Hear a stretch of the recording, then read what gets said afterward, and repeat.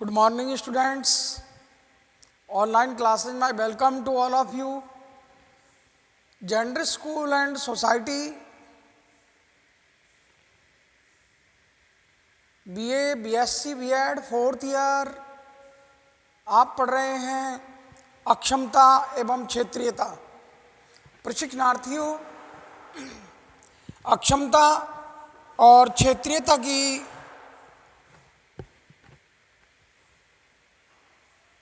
चर्चा इससे पहले वाले पाठों में मैं आपसे कर चुका हूं। आज है अपना अक्षमों की समानता हेतु प्रयास। प्रशिक्षणार्थियों, जब तक हम देश के सभी नागरिकों को साथ लेकर नहीं चलते,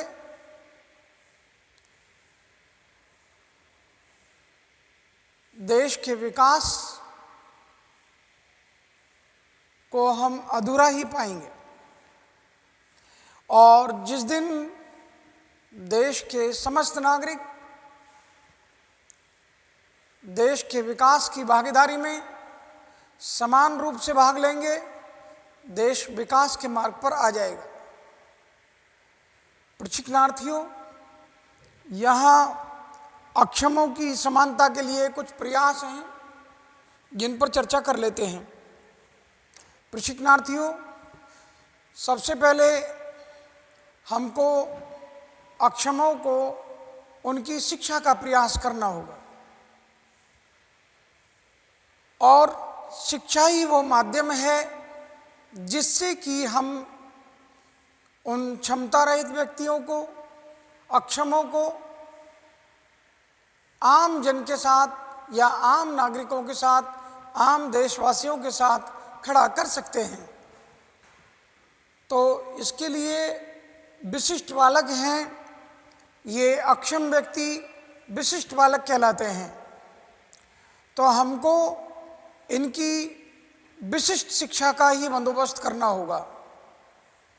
तो हमारा प्रयास ऐसा होना चाहिए कि इन विशिष्ट बालकों की शिक्षा भी विशिष्ट होनी चाहिए। उसके लिए हमें विशिष्ट या प्रशिक्षित अध्यापकों की आवश्यकता है और पृथक विद्यालयों की आवश्यकता है। प्रशिक्षणार्थियों, ये विशिष्ट बालकों के लिए, क्योंकि इनकी कुछ विशेषताएं होती हैं, इनकी कुछ विशिष्टताएं होती हैं, इनकी कुछ आवश्यकताएं होती हैं, जिनको मद्देनजर रखते हुए हमको इनको अनुदेशन देना है, इनको शिक्षा प्रदान करनी है। प्रशिक्षणार्थियों, बालकों की विशेषताओं और आवश्यकताओं को ध्यान में रखकर ही हम इनको शिक्षा प्रदान कर सकते हैं, क्योंकि सामान्य विद्यालयों में इनकी शिक्षा की पूर्ति होना मुश्किल ही नहीं, नामुमकिन है। क्योंकि इन बालकों की अपनी कुछ विशेषताएं हैं और कुछ आवश्यकताएं हैं जिनकी पूर्ति सामान्य विद्यालय में नहीं की जा सकती। इसलिए इनको विशिष्ट विद्यालयों की आवश्यकता है और विशिष्ट शिक्षा की आवश्यकता है। तब जाकर हम समान रूप से अक्षमता वाले व्यक्तियों को समान लोगों की श्रेणी में खड़ा कर पाएंगे। यहाँ पर विशिष्ट बालकों के लिए कुछ श्रेणी बनाई गई हैं कि विशिष्ट बालकों की पहचान कैसे हो। विशिष्ट बालकों के कुछ नाम दिए गए हैं। नंबर 1, असमर्थताग्रस्त वाले बालक।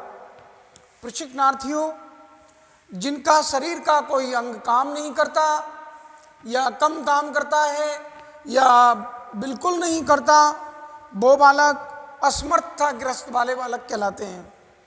जिनकी बोलने में कठिनाई है, ऐसे बालक असमर्थताग्रस्त वाले बालक हैं। बोलने में अशक्तता को डिसऑर्डर के नाम से जाना गया है। प्रशिक्षणार्थियों, ये असमर्थता वाले बालक वो हैं, असमर्थताग्रस्त वाले बालक वो हैं जिनका शरीर का कोई अंग काम नहीं करता या कम काम करता है, इससे इनको पहचाना जा सकता है। और इनको बोलने में, इनके वाणी तंत्र में कोई समस्या हो सकती है जिससे इनको बोलने में कठिनाई होती है। प्रशिक्षणार्थियों, दूसरा है अक्षमताग्रस्त वाले बालक। प्रशिक्षणार्थियों, क्षतिग्रस्त या अशक्त व्यक्ति को अक्षमताग्रस्त की श्रेणी में रखा गया है। जो कोई पर्यावरण से क्षतिग्रस्त हो गया है, उदाहरण के तौर पर किसी सैनिक का युद्ध क्षेत्र में पैर का कट जाना, ये अक्षमता की श्रेणी में नहीं आएगा, बल्कि ये अशक्तता की श्रेणी में आएगा।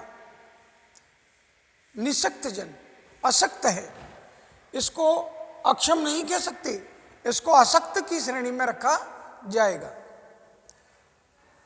विशिष्ट बालक, तीसरी श्रेणी है। ये जो विशिष्ट बालक हैं, इनकी तीसरी श्रेणी है विशिष्ट बालक। प्रशिक्षणार्थियों, विशिष्ट बालकों को उनके शारीरिक, मानसिक, इंद्रियगत और इनके व्यवहार से इनको पहचाना जा सकता है, क्योंकि इन बालकों की शारीरिक क्षमता, इन बालकों की मानसिक क्षमता, इन बालकों की इंद्रियगत क्षमता, इन बालकों के व्यवहार अन्य बालकों से भिन्न होते हैं।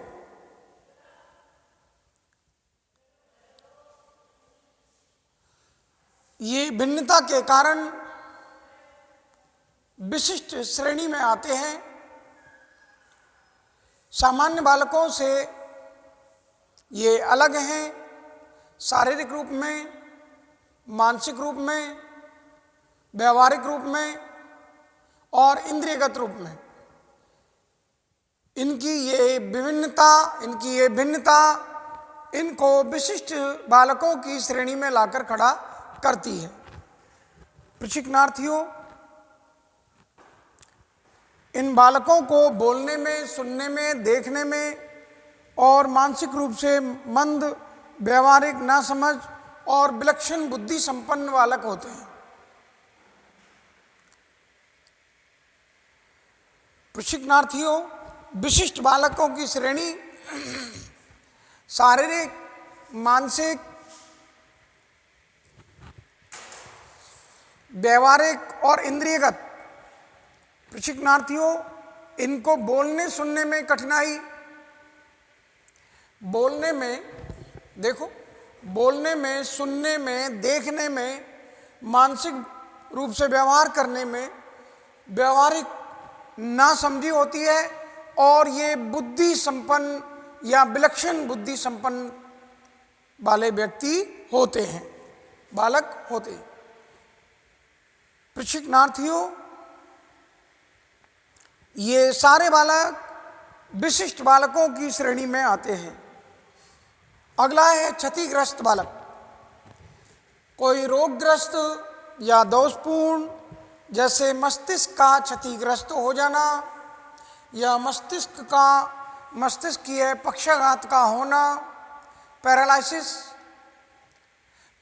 अटैक हो जाए, तो ऐसे बालक रोगग्रस्त, क्षतिग्रस्त बालक कहलाते हैं, जिनके मस्तिष्क पर कोई आघात हो गया है, कोई गिरने से चोट लग गई है, कोई एक्सीडेंट से, किसी घटना से, दुर्घटना से, या फिर उनके पैरालिसिस अटैक हो गया है, तो मस्तिष्क की पक्षाघात वाले ये बालक क्षतिग्रस्त बालकों की श्रेणी में आते हैं। प्रशिक्षणार्थियों, अक्षमों की समानता के लिए जो प्रयास किए जा रहे हैं, इनको सामान्य जन के साथ में खड़ा करने के जो प्रयास किए जा रहे हैं, उसके पीछे एक ही प्रयास है वो है इन बालकों की शिक्षा का होना। और शिक्षा के लिए, जैसा कि मैंने आपको पहले बताया, कि इन बालकों की शिक्षा की व्यवस्था सामान्य विद्यालयों में नहीं की जा सकती, क्योंकि इनके लिए, इनकी विशिष्ट आवश्यकताओं की पूर्ति के लिए, इनके विशेषताओं के लिए इनको पृथक विद्यालयों की आवश्यकता है। प्रशिक्षणार्थियों, जब तक इन बालकों को शिक्षित नहीं किया जाएगा, जब तक इन बालकों को आत्मनिर्भर नहीं बनाया जाएगा, तब तक हम इनको समान नागरिकों के साथ, आम नागरिकों के साथ, आम समाज के साथ इनको खड़ा नहीं कर सकते। क्योंकि सबसे पहले तो इनको अशुभ माना जाता है, नंबर 2 इनको दया का पात्र माना जाता है, समाज की, पड़ोसियों की, परिवारजनों की, मित्रों की सहानुभूति इनके प्रति होती है। तो इससे इनके स्वावलंबी होने में बाधा खड़ी हो जाती है, और ये स्वावलंबी तब होंगे जब इनकी उचित शिक्षा का उचित प्रबंध किया गया होगा तब। प्रशिक्षणार्थियों, यहाँ विशिष्ट बालकों के लिए विशिष्ट शिक्षा की, विशिष्ट अनुदेशन की आवश्यकता होती है, और वो विशिष्ट शिक्षा की आवश्यकता इसलिए है कि ये अन्य बालकों से अपनी विशेषताओं के कारण, अपनी आवश्यकताओं के कारण भिन्न हैं, और इस भिन्नता को देखते हुए इनके लिए इनकी शिक्षा की पूर्ति सामान्य विद्यालय में नहीं की जा सकती, इसलिए इनको अलग विद्यालय खोले जाने की सिफारिश की गई है। प्रशिक्षणार्थियों, विशिष्ट बालकों के प्रकार जो क्रैकगेर एवं जॉनसन ने कुछ वर्गीकरण किया है वो आपके सामने है। प्रशिक्षणार्थियों, शारीरिक रूप से विकलांग बालक, नंबर 1 शारीरिक रूप से विकलांग, जिनमें दृष्टि दोष, श्रवण दोष, मानसिक रूप से पिछड़े, हड्डी एवं स्नायु दोष और मस्तिष्क आघात वाले बालक इस श्रेणी में रखे गए हैं। दोबारा सुन लीजिए।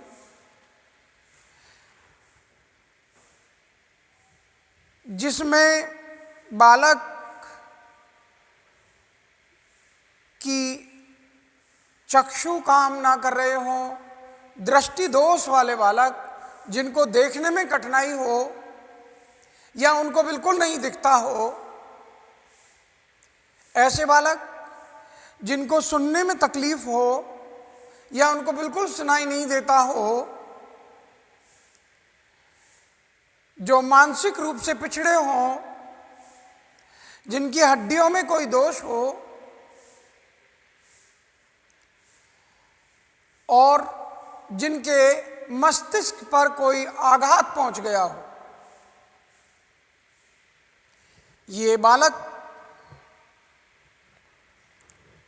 शारीरिक रूप से विकलांगों की श्रेणी में रखे गए हैं। इनको और आसान में समझ लीजिएगा।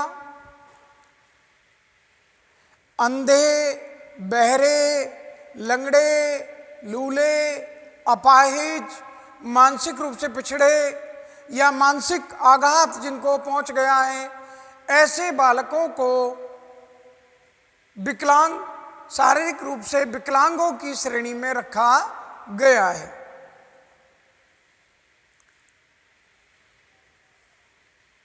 नंबर 2, बौद्धिक विशिष्टता वाले बालक। ये बालक प्रतिभाशाली होते हैं, धीमी गति से सीखते हैं, मानसिक रूप से पिछड़े हुए हैं और गंभीर रूप से पिछड़े हुए हैं। इन 4 प्रकार के बालकों को बौद्धिक विशिष्टता की श्रेणी में रखा गया है। संवेगात्मक रूप से बाधित बालक, संवेगात्मक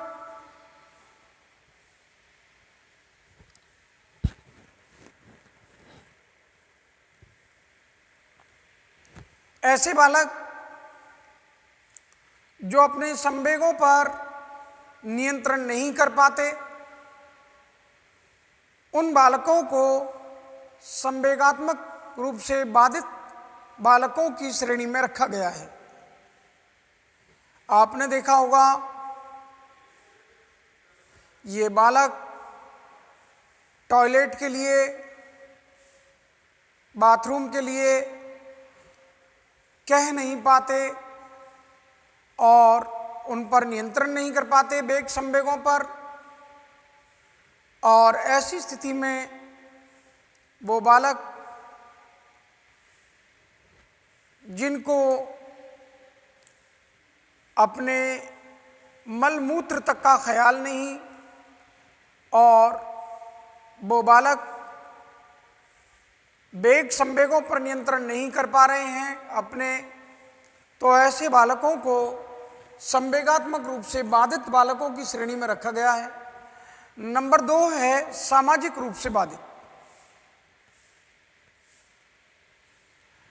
प्रशिक्षणार्थियों, कभी कभार हमारे समाज में प्राकृतिक और मानवीय 2 घटनाएं ऐसी घटित हो जाती हैं जिनके कारण ये सामाजिक रूप से बाधित बालकों की श्रेणी खड़ी हो जाती है। खासतौर से मानवीय घटना ये है, किसी स्त्री और पुरुष ने समाज की, परिवार की अनुमति से के बिना विवाह कर लिया, या विवाह से पूर्व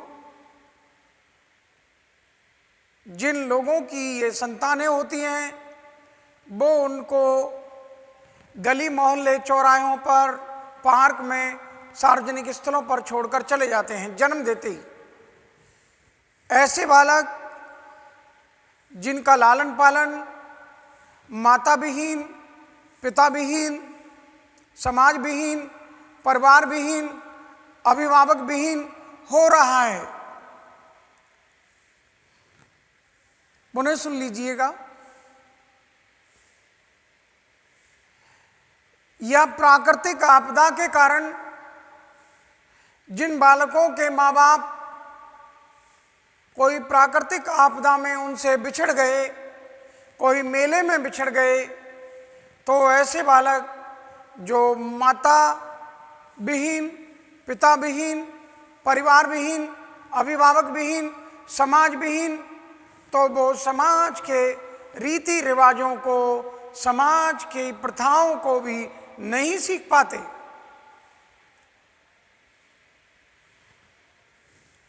प्रशिक्षणार्थियों, जो बालक समाज विहीन है, परिवार विहीन है और माता पिता भी नहीं है, अभिभावक भी नहीं है, ऐसी स्थिति में वो बालक जो समाज में अपना व्यवहार करते हैं, वो समाज के रीति रिवाजों से, समाज की प्रथाओं से, समाज के चाल चलन से वाकिफ नहीं हो पाते, और वो सामाजिक रूप से ऐसे बालकों को सामाजिक रूप से बाधित की श्रेणी में रखा गया है। ये समाज में बाधा खड़ी कर देते हैं। इन बालकों को सामाजिक रूप से बाधित बालकों की श्रेणी में रखा गया है। आप पुनः सुन लीजिएगा, संवेगात्मक रूप से बाधित बालक, इनमें संवेगात्मक दोष होते हैं और संवेगात्मक दोषों के कारण ये संवेगात्मक रूप से बाधित बालकों की श्रेणी में आते हैं। नंबर 2, सामाजिक रूप से बाधित बालक। जैसा कि मैंने अभी आपको पढ़ाया था कि ये बालक समाज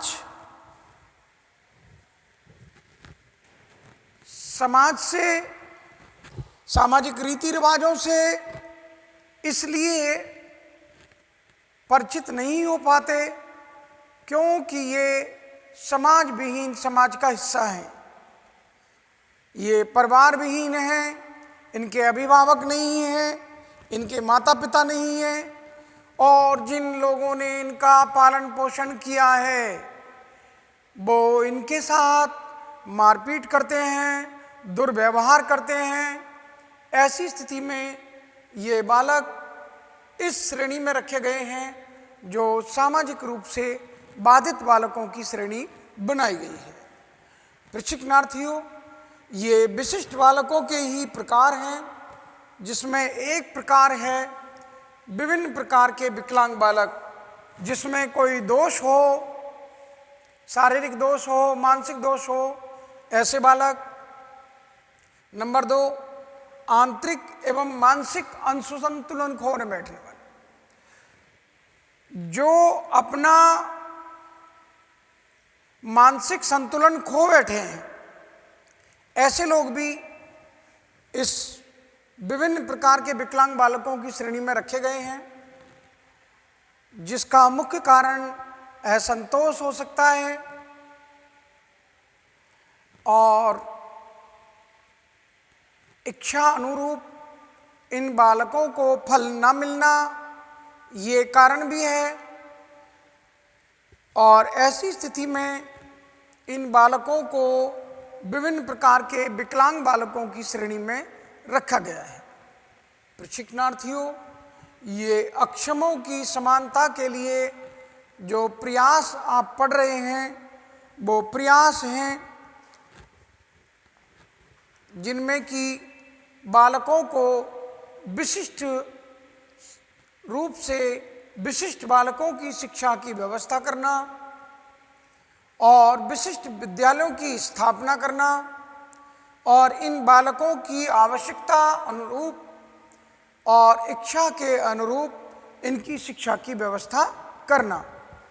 प्रशिक्षणार्थियों, निश्चित रूप से इन बालकों को, जो अक्षम बालक हैं, इनकी समानता के लिए जो पहला प्रयास किया गया है वो इनके लिए विशिष्ट शिक्षा की व्यवस्था का है और विशिष्ट शिक्षा की व्यवस्था इनके विशिष्ट विद्यालयों से होगी और अनुभवी शिक्षकों के द्वारा, प्रशिक्षित अध्यापकों के द्वारा ही हम इनको समान रूप से आम नागरिकों के साथ खड़ा कर पाएंगे।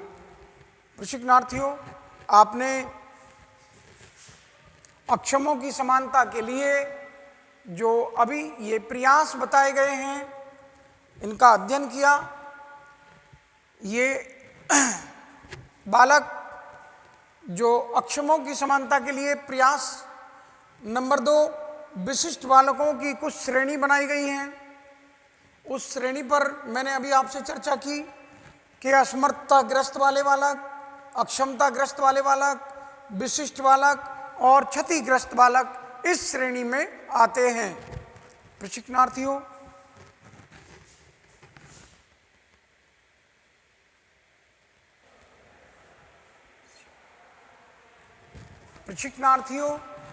अक्षमों की समानता के लिए जैसा कि मैंने आपको अभी पढ़ाया है कि शारीरिक, मानसिक, व्यवहारिक और इंद्रियगत।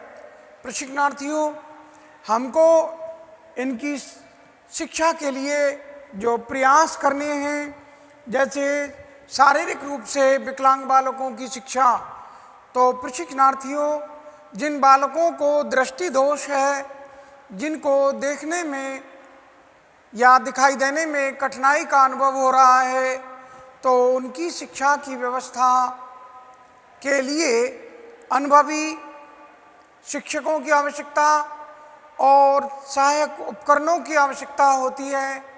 तो उसको ध्यान में रखते हुए हमें उनको शिक्षा का बंदोबस्त करना होगा। जिनको सुनने में कठिनाई का अनुभव हो रहा है उन बालकों की सुनने की समस्याओं का समाधान करते हुए हमको उनको शिक्षा प्रदान करनी होगी। जो बालक गूंगे हैं, जिनको बोलने में कठिनाई हो रही है, उनकी समस्या का समाधान करते हुए हमें शिक्षा प्रदान करनी होगी। जो मानसिक रूप से पिछड़े हुए बालक हैं, उनकी शिक्षा का बंदोबस्त करने के लिए हमें वही अनुभवी और प्रशिक्षित अध्यापकों की आवश्यकता होगी। प्रशिक्षणार्थियों, एक लाइन का उत्तर है कि ऐसे बालकों के लिए, विशिष्ट प्रकार के बालकों के लिए विशिष्ट शिक्षा की, विशिष्ट अनुदेशन की आवश्यकता है और उसके लिए हमको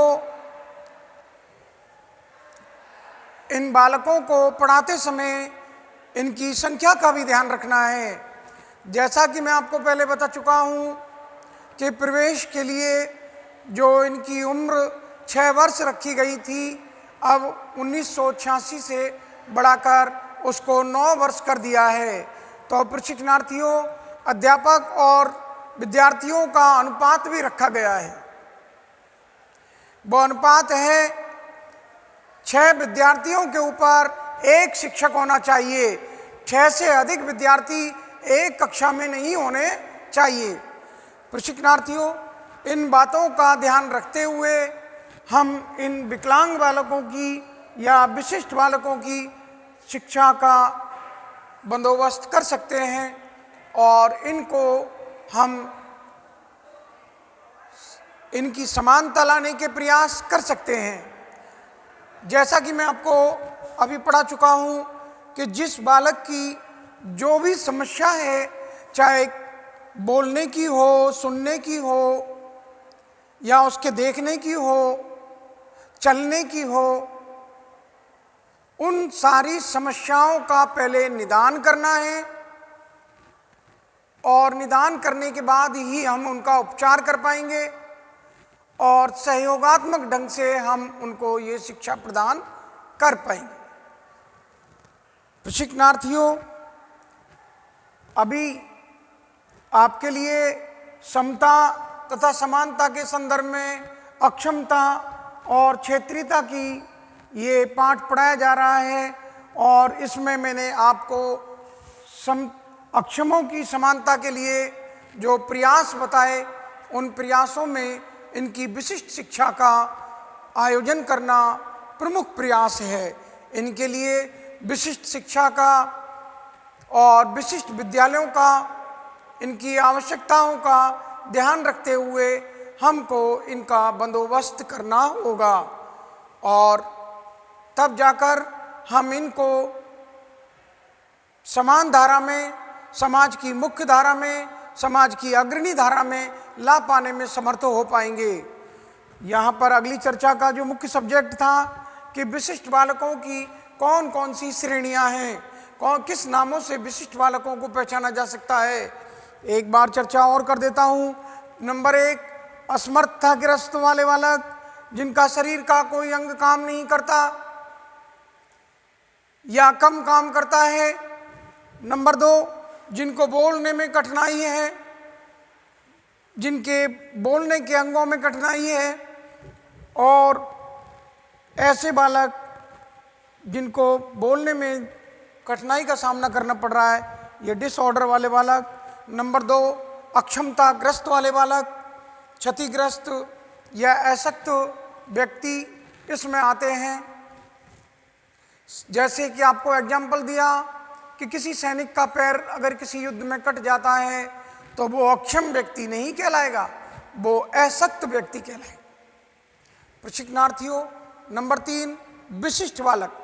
विशिष्ट बालकों को, जैसा कि मैंने अभी आपको पढ़ाया, शारीरिक, मानसिक और व्यवहारिक और इंद्रियगत ये भिन्नता लिए होते हैं। ये अन्य बालकों से शारीरिक रूप से, मानसिक रूप से, इंद्रियगत रूप से, व्यवहारिक रूप से भिन्न होते हैं। नंबर 2, इनको बोलने में, सुनने में, देखने में और व्यवहार करने में नासमझी और बुद्धि, विलक्षण बुद्धि संपन्न भी होते हैं। दोनों ही प्रकार हैं इनके, नासमझ भी हैं और विलक्षण बुद्धि संपन्न भी है। तो इन बालकों को विशिष्ट बालकों की श्रेणी में रखा गया है। नंबर 4, क्षतिग्रस्त या रोगग्रस्त बालक, जिनको किसी रोग ने जकड़ लिया हो और वो उस प्रकार से क्षतिग्रस्त हो गए हों, कोई दोष आ गया हो, दृष्टि दोष हो, बोलने का दोष हो, सुनने का हो, चलने फिरने का हो, सारे दोष, मस्तिष्क का क्षतिग्रस्त होना और मस्तिष्कीय पक्षाघात का होना, इनको जैसा कि मैंने बताया, कोई दिमागी चोट या दिमागी बुखार या दिमागी आप जानते पैरालिसिस हो जाए, तो ऐसी स्थिति में इन बालकों को क्षतिग्रस्त बालकों की श्रेणी में रखा गया है। अब है अपना अगला विशिष्ट प्रकार के बालक। विशिष्ट बालकों के लिए जॉनसन और क्रक गेर ने ये अपनी एक वर्गीकरण किया है, जिसमें शारीरिक रूप से विकलांग बालकों को, जो गूंगे, बहरे, लंगड़े, लूले और ये बालक जिनको चक्षु दोष, श्रवण दोष, मानसिक पिछड़े, हड्डी एवं स्नायु दोष, मस्तिष्क आघात वाले बालक, ये शारीरिक रूप से विकलांग बालकों की श्रेणी में रखे गए। नंबर 2, बौद्धिक विशिष्टता वाले बालक। ये बालक प्रतिभाशाली, धीमी गति से सीखने वाले, मानसिक रूप से पिछड़े, गंभीर रूप से पिछड़े और संवेगात्मक रूप से जो ग्रसित या संवेगात्मक रूप से बाधित बालक हैं, जिनमें संवेगात्मक रूप से बाधित बालक और सामाजिक रूप से बाधित बालक। नंबर 4, विभिन्न प्रकार की विकलांगता वाले बालक, जिसको आपको मैंने बताया कि कोई भी दोष इनके शरीर में मानसिक रूप से, शारीरिक रूप से आ जाए तो ये बालक विभिन्न प्रकार के विकलांग बालकों की श्रेणी में रखे गए हैं। मैं समझता हूँ मेरा ये छोटा सा पाठ अक्षमों की समानता हेतु प्रयास और विशिष्ट बालकों की श्रेणी और विशिष्ट बालकों के प्रकार आपके समझ में अवश्य आ गया होगा। प्रशिक्षणार्थियों, समझ में नहीं आता है तो पूछ लीजिएगा। मैं अपनी वाणी को यहीं विराम देता हूँ और आप सभी के लिए धन्यवाद ज्ञापित करता हूँ। Thank to all of you.